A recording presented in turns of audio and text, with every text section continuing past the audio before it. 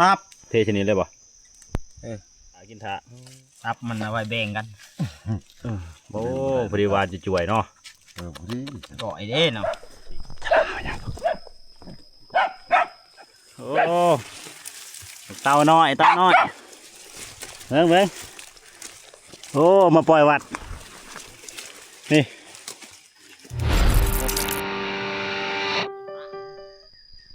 สบายดีตอนเช้าทุกคนใหญ่มาอยู่ทำคือเก่านะนี่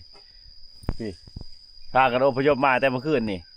คิดว่าพ้นสิตกเบิ่งลมถึงป่าแลบป่ายังโอ้ป่าปลุกเก็บเครื่องเก็บของนำกับประทัดจักพุ่นเก็บระบอแล้วดอกงัวพุ่นทหารครับปลุกเราแรงพูดแล้วโอ้พ้นสิตกก็ว่าพูดเพชรตอนนั้นซ้ำนูเขาอูดโอ้ช่วยเขาแล้วยังกินหอดทำตัวนี้คือเก่าเอ้าไม่ได้เฮากินเขากินน้ำแล้วกะสิเดินทางเมื่อทุนมานี่เขาอยู่ป่านี่4 คืน 50,000นี่บ่มานยังเลยได้ปลาขี้กากตัวเดียวปลาบุรุกว่าสิตัดหางแกง ตัวมันมะพร้าวอยู่เหือนเพิ่นว่าโอ้ขวนเพิ่นนี่กะจักสิได้ยังได้กินตอนเช้านี่บ่มีแนวนะปลากันปั่นจะนิดจะหน่อยก็ย่างเลยแล้วจะหน่อยนี่โอ้ยอาหารเช้าเฮานี่ตัวนี้ของพันปลาดุกโอ้โหนั่งกอพันปลาดุกก็น่าหัดเนาะงั้นแล้วก็ว่ามารอบไรรอบนั้นเนี่ยจื้อแน่เนี่ยอย่าเก่งมายืดไปแว่นี่อย่าให้แตกเพิ่งจะเข้าปากยำเลยโลดนัดกันนี่แล้วก็ทับเบอร์มันบรมไปกินนั่งกอบนั่งกอบเวอร์นี่นั่งกอบตัวนั้นบุเซฟคือตัวนี้กรอบนอกนุ่มในเอาเย็นโอ้ตากรอเบิร์ตรันโอ้เบิร์ตรันแสบเฮลโลดตัวใดมันยืดแค่คือเราโอ้เรื่องของเฮาอยู่ไปทุกคนย่างบ้านนี่กรอบนอกนุ่มในกินย่างไปเลยไม่ต้องไปตั้งวงกินข้าวดอกคันแนวนี่จะกินไผ่กินมันแหละกันย่างเลาะจ่ายตัวนี้ก็แหละเมื่อบอลเขาเลยเมื่อต้นใส่กุเลาะแล้วก็คืนล่างสโก้แล้วก็คืนล่างป่อมแล้วก็ต้นใส่ให้จึงหอดบอลเขาจอดรถนะไป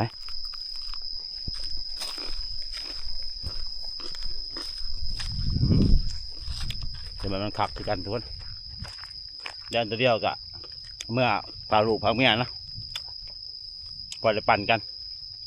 พอได้แกงบริกินนะเล่นกันนะ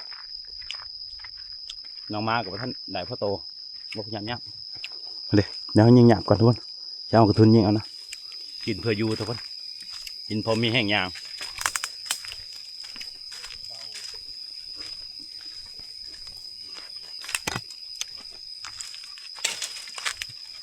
คือมาปลาหาอยู่หากินกับแม่ขึ้นในกินอาหารดีสุดเหี่ยวกับบอดทุกคนบาดมันกับเด็กกินของดีอันเนี้ยบาดประมาณกับนี่แหละ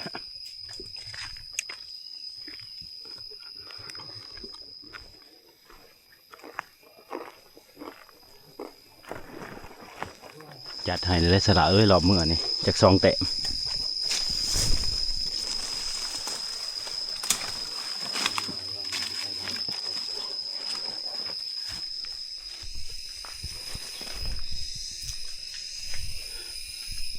ได้เลย4 คืน 5 มื้ออะไรได้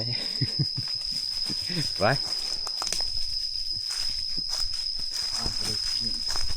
เกิดน้ำทุกคน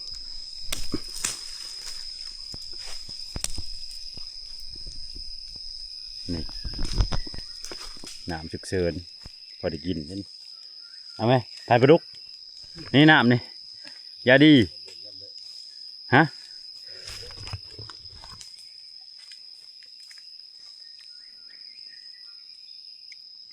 มันจะออกน้ำตัวนี้ขันๆจะหน่อยเนาะรสชาตินะนี่น้ำกินเอาแล้วนี่ โอ้มากินเนาะย่ำแรกตาตีตะล่างหาน้ำลงหัวใหญ่บ้านนี้โอ้ไปพุ่นจริงๆขามได้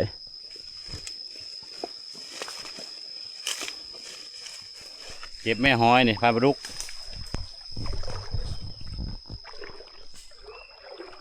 ฝั่งน้ำนี่มันช่วยน้ำซีกระดุมนี่เร็วมันเริ่มไม่ได้อีกอย่างโอ้ยก็บอกมันมาช่วยปานนี่เด้อดอกกระเจียวทุนยังมีนะยังลายอยู่กูเลาะนี่ยังมือท่านเบิ้ลรุ่นได้นี่กำลังออกนี่ไปยางน้ำทางมานี่ผักพอดอาบน้ำก่อนทุกคนมานี่อาบน้ำไปฟันกันเอาให้โอ้ขนาดเนาะ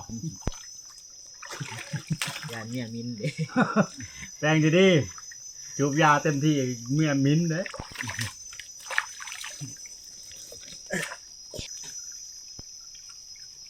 ป้าเนี่ยได้สินอกสบู่ ต้มกระเพาะอีกแล้ว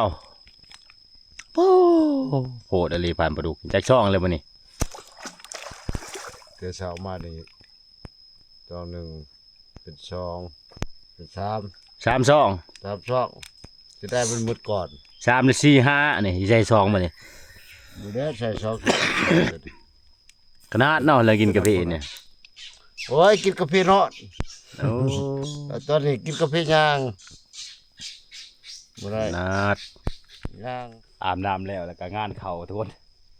ปากกิกาเขาเรียบร้อยแล้วนี่ขามันนั้นผูกไว้ลายมือโพด4 มือเสร็จหมอเถื่อนเลยเอาเขาก็จะได้เผาแล้วก็ปีงกินเนี่ยจะน้อยแล้วก็แบ่งกันไปแล้วมากินอยู่เฮือนแน่เฮ็ดจะได้ซะแล้วโอ้บ่จะฮอดเฮือนน่ะเขาว่าเน่าคัก ใส่เกลือ ใช้เกลือเห็นก็เมื่อวันนั้นมือนั่งกินนันเบียร์ในเฮือนบักบิดเมียว่าได้เล่นเน่ามาบ่โอ้ยมาสิเน่าเจ้าว่าไปชิมเบิ่งมีกินหน่อยนึง ปานเลยท่านมือ เผาผ่านปลาดุกเป็นบ่เผาแล่นฮะรอบนี้เผาแล่นก่อนรอบหน้าจะให้เผาบักเบอร์ เวียนได้จะท่าน เผาบ่เป็นกินได้จ้ะ เป็น โอ้ บ่เคยเผาอันนี้จักเทื่อ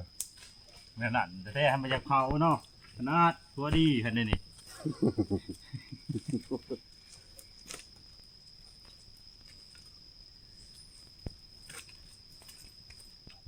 เวียนกับป้ายบนคืนกับป้าย บ่รักเลยรักเกิดบ่รักมันก็เบิด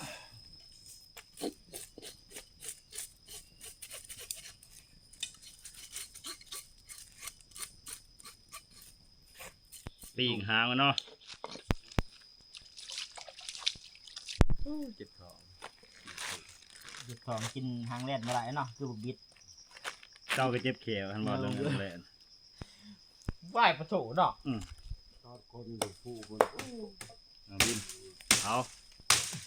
เดี๋ยวงวดหน้าเพื่อขึ้นมามีดไว้ค่ะ โอ้ยรอบนี้นี่อยากลุบเติบได้บากิกากตัวเดียว เราบุกุมคากาแฟเนาะ คุมคากาเฟ่เลยรอบนี้ผ่านปลาดุกเอ้ย ราคากาแฟราคาคือ คากระโบกน้ำรอบหนาเกมเมอร์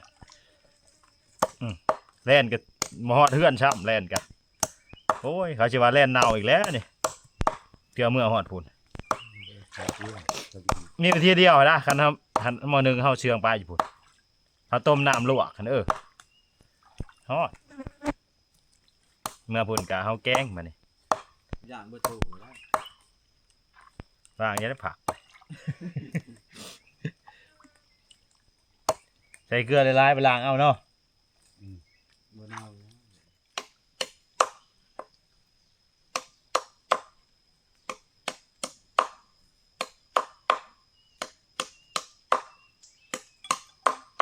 จุดเดือนเอาปาดเอาแต่หางเนาะ น้องไปเบามาเช้าเนี่ยปาดหางปาดเอาแต่หางมันเก่งไปได้เปล่า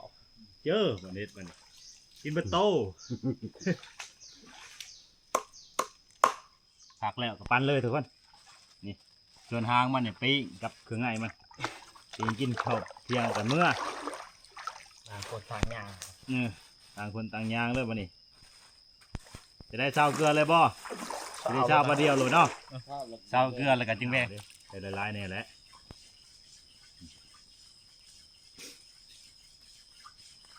เข็มมาจากถีบนี่เนาะจะบ่ต้องเมื่อนี้มีแต่แกงชิมก่อนจึงปรุง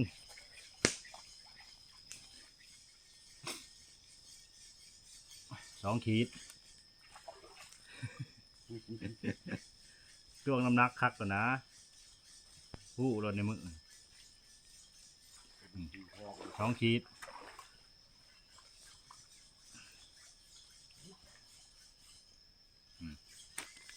2 ขีด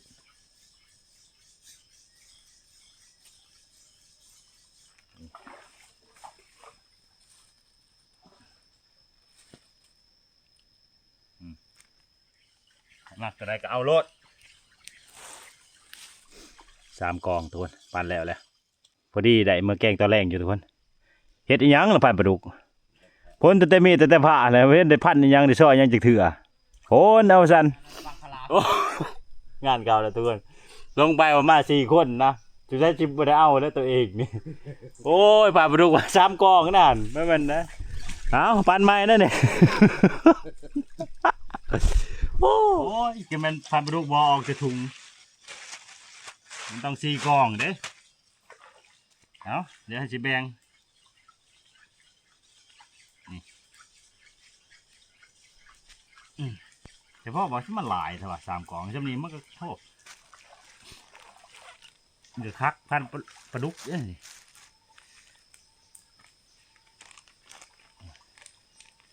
บ่ายโมงแล้วปลาดุกโอ้เอาบ้านนี่4 กองแล้วนี่4 กองเลยทุกคนบ้านนี่ทากินข้าวให้หางแล่นอะไรครับปิงโอ้เนาะหางมานี่ครับนั่นแหละถุงใช่นั่นแหละโอ้เพิ่นมีถุงอันอีกเนาะใส่ถุงสบู่บ่เอาเห็นรถอย่าใส่ถุงสบู่พาไปลุกจังบ่เอาเอ็ดเอาเด้อได้ถุงนี่ดิถุงนั่นแหละถุงตัวน่ะใส่ได้เลยบ่ใช่วะนี่ถูกอันนี้บ่ใช่บ่เกือบระเบิดพิงเกือบแล้วไปล้างเด้อบินเกือบหลายเติบเลยอย่ามันเน่าเมื่อล้างก่อนจึงแกง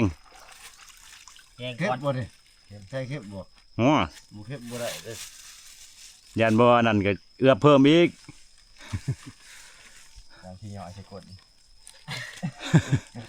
เอาเพื่อเป็นย่อยยังบินปู้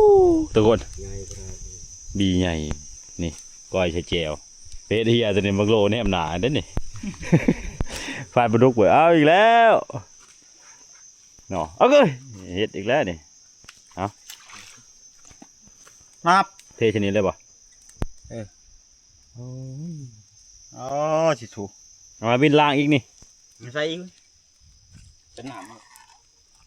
สะใจเขานี่เราว่าได้แต่ดีเนี่ยบ่มันเล่นเลยจีหัวบุพิกยังใส่อีกท่านเราเป็นหนามครับ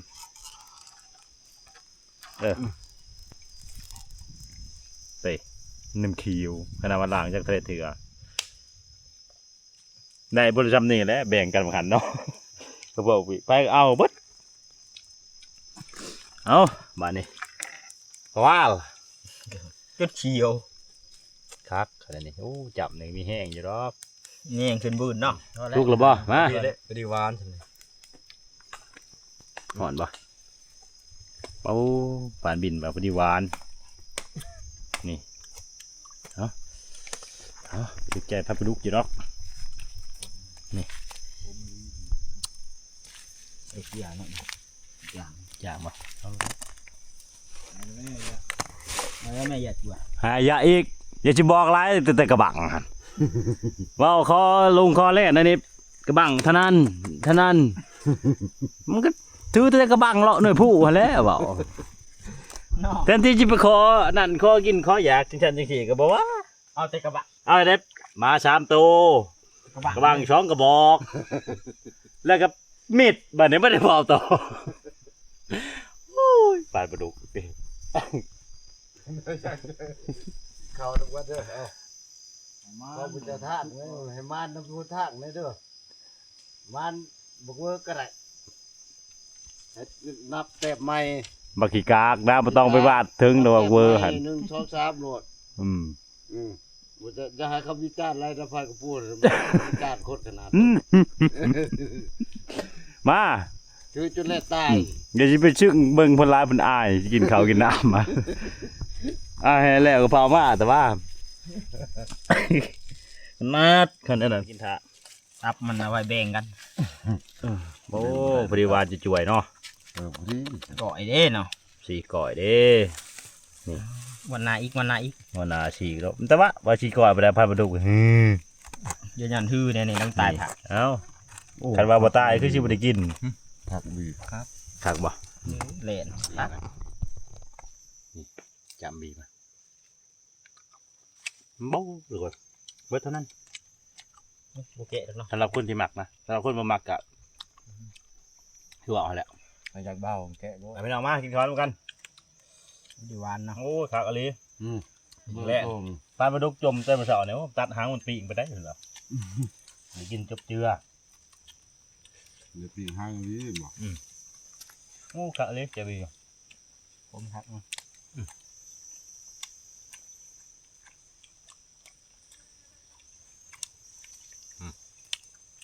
ยายังตื่นนี่กิน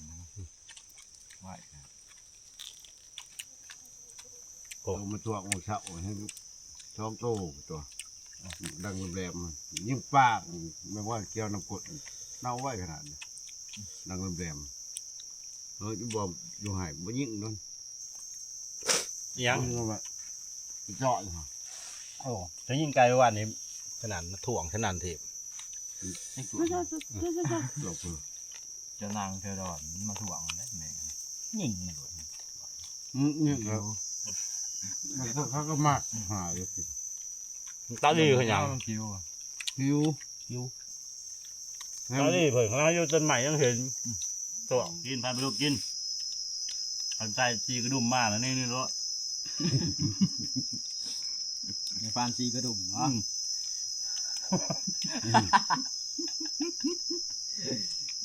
เปลี่ยนปีใหม่เนาะ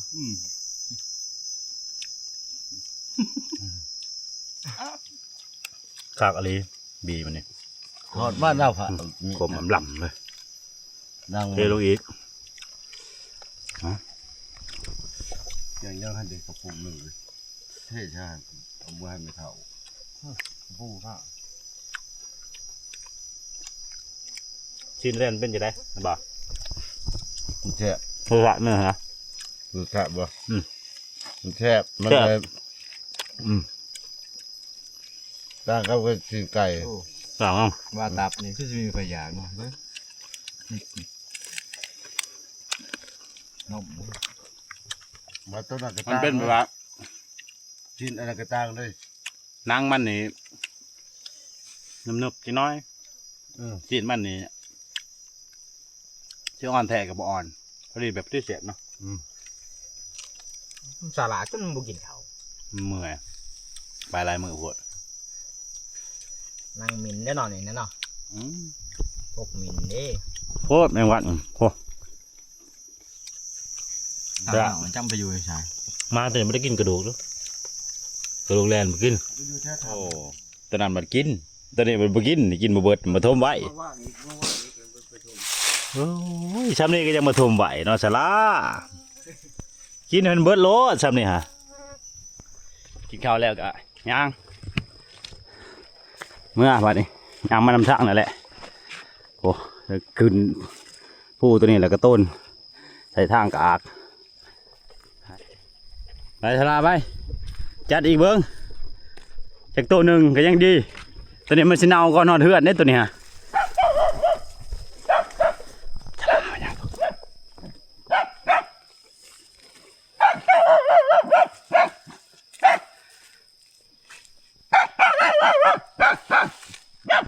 ยังสละไม่ใช่เต่าอยู่นี่ฮะจุงอ่างหูจักโอ้เอาเต่าไอ้ลิโอ้เต่าน้อยเต่าน้อยเบิ่งเบิ่งโอ้มาปล่อยวัดนี่ มาปล่อยอยู่วัดคัก อันนี้ พอดีตะมุตะมิบ่หนาข่อยสิเอามือ นี่เต่าน้อยเพราะว่าเฮาบักเวอร์นำทางผ่านประดุกจำเขาบางอย่าให้พอบักเวอร์เด้อว่าเมื่อนี่เอา มันก็เห่าขึ้นมันเห่า นี่แหละเวอร์เลยเด้อนี่กระดองมันเวอร์ขึ้น ไปจะได้ บักลังกระเบื้อง แต่จุเก่า ว่าถ้าละหอดยังดอกหนึงจะยอดเช้าบ้านประดุกเด้เจ็บแล้วบ่ดอกเดียว เบื่อแล้วเนาะ เบื่อแล้ว โอ้ อยากเป็นแนวใหม่ ชาวแม่ม่านเนี่ยเปลี่ยนอาหารเลยเนาะ อยาก ถ้าเราออกนี่คุดได้ไหม เนาะ โอ๊ตทีมงานเนี่ยว่าแต่พ่อหูแย่เนี่ยอดบ่ได้โอ้ ก่อนนะผมจะตัดเสียง กูเฮ็ดอันนั้นดามเสียมก็ได้คุดได้ครึ่งหนึงเลย ยังได้ดู เอาหินมาวินไม่ได้หุ่นไปพุ่น คือหน่อยบ้าง จะได้ออกแล้วเย็บแฮะนัด ใหญ่เลยเนาะ ท้องถูก ใหญ่ฮะ ตัวเดียวนี่เร็ว ใหญ่ใหญ่ซอ เอา ได้ชิโต้ไว้เนาะ เด้ใส่กระทุงแงง เฮ็ดปวก1 2 3นี่ตาปลุกเก็บไว้ด้วยนี่เฮ็ดปวกจะได้สละจะมาเฮ็ดระลับระเลาะคือบึงหานล่ะบัดนี้ฮะเฮ็ดจะได้กดอันนี้บ่กกอันนั้นมาย่างเหินมาคอแล่น ลายตัวเดียว โอ้ แต่ แจ่ ลาย หาลายเมื่อโลจะได้ขึ้นต้นตัวนี้บุจักจะได้ฉลาดว่าได้เข่าของหลังซองเห็นกับใครได้แบนเลย ลายว่าที่นี่จะจกเนาะ มือไม่โจกเลยนี่ชิมืออะไรแบนอย่างเดียวคันเห็นโตโอ้อยู่นี่แหละห้องล่างตัวนี้แล้วมันเวียนไปเวียนมา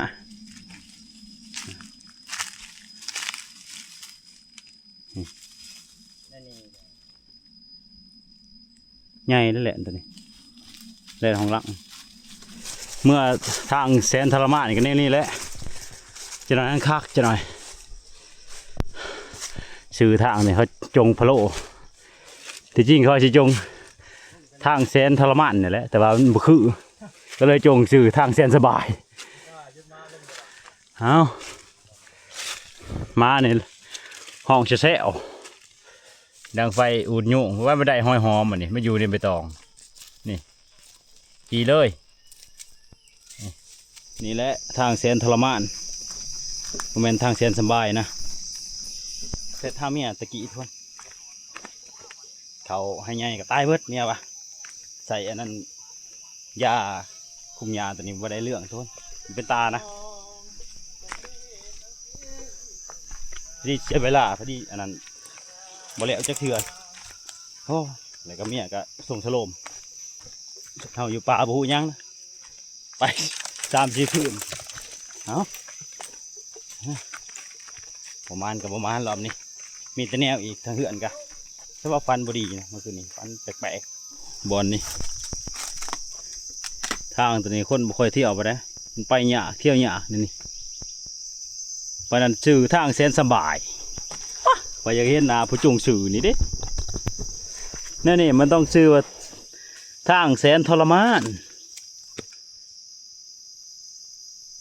นี่โอ้เนาะผ่านไปดูนี่ตรง ว่าลำไย โอ้ยกระโบกเท่านั้นเลย15,000ฮะโอ้ย สบาย ทางแสนทรมานไม่แม่นแทนสบายมันฮักนะโอ้ผ่านไปดูสุดโคตร ต้องขึ้นลงได้อยู่ เอามือหายะเนาะ ว่าเมื่อร้าน เมื่อให้ร้านบ่โอ้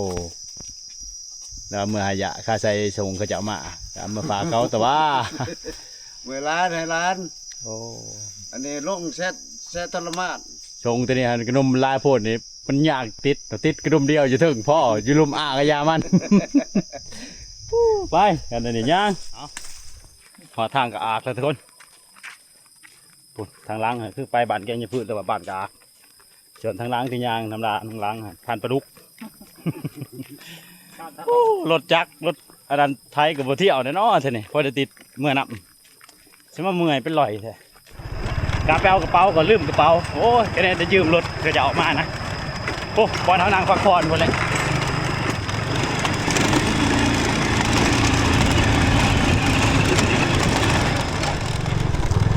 โอ้ยจะมาประมาณนำเจ้าของจิมันขักเนาะอยู่นี่บ่เดี๋ยวนี้แห่งเผาไปแห่งตื่มก็แน่จะได้รถเพิ่นนะยืมรถเพิ่นเอารถเพิ่นมาไปมานี่ ลงมาลงลัง มาขายมานี่ฮะ โอ้จับ ซ้ำนี่ขายจังได้นี่ ใช้ ขายเป็นโลเท่าไหร่ บ่เอาไงเพิ่นนี่พันเอ็ดไหน โอ้เห็นบ่บิน เจ้าเลาะเสียมือบ่ได้หยัง โอ้ตัวละใครล่ะ โอ้ ไทย บ่ได้ฟ้านี่ เห็นบ่ ตัวนี้จักโลตัวนี้โลปลาย ช่องโตนี่3โล โลกะโอ้ขายโลจังได๋ ไปโลนั้นน่ะนั่นให้เพิ่นมาชงให้น้ำมันเพิ่นพันหนึงหรอกบ้านเฮาได้บ่ไปถามมาช่องโตนี่ จักแล้วบ่เคยขายจักเทื่อแล้วก็บ่เคยซื้อ โอ้ตัวนี้อันไข่นี่ นี่กันจอ ถึงแห่เหรอวะ ไอ้ครัว โอ้อายบ่ผ่านไปดุกเจ้าเราอุดมือบ่ได้ยัง ก็เฮาก็ได้กว่านี้ บ่มาแตะไม้หั่นแหละปะโลหักปัวเมื่อบัดนี้โอ้เนาะโอ้มาหาขึ้นรถแล้วเดี๋ยว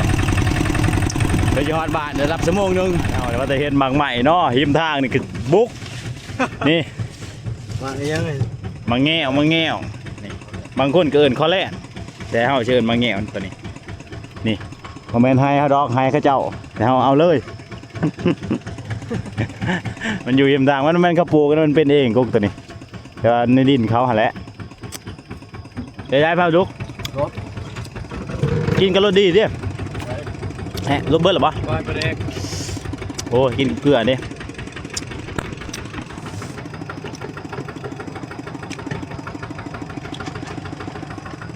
ไปเลี้ยวรถแต่มากน้อยอยู่พุ่นเอาส่งในผ่านไปผ่านปลาดุกอยู่หน้าบ่มานี่ อยู่หน้า และเอาส่งผ่านโลครับผ่านบินแล้วครับไปหน้าคือเก่าส่งผ่านปลาดุกเอาเครื่องของโอ้บังคลาม มาไว้นี่คืน อย่างเงี้ยเป็นไง ไอ้ผ่านบินจะได้เมียพันมาแต่ให้นี่เข้าเฮือนได้บ่ แอบนอนตายไปยัง นอนทานในเตียงเฮ็ดไป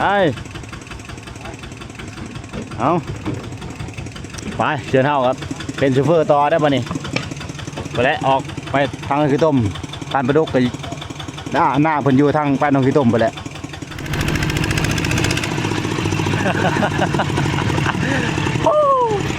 ไปจนเขาลืมเนาะ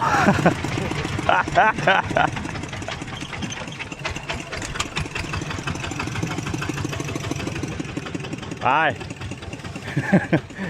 หานมาเลยเบิ่งหน้าเขา บ่ได้หยัง โอ้ดีเลยกะเลยเนาะคืนบุ้ยงวดหนึ่งพอดีดำเอาโอ้โอ้เอ้ย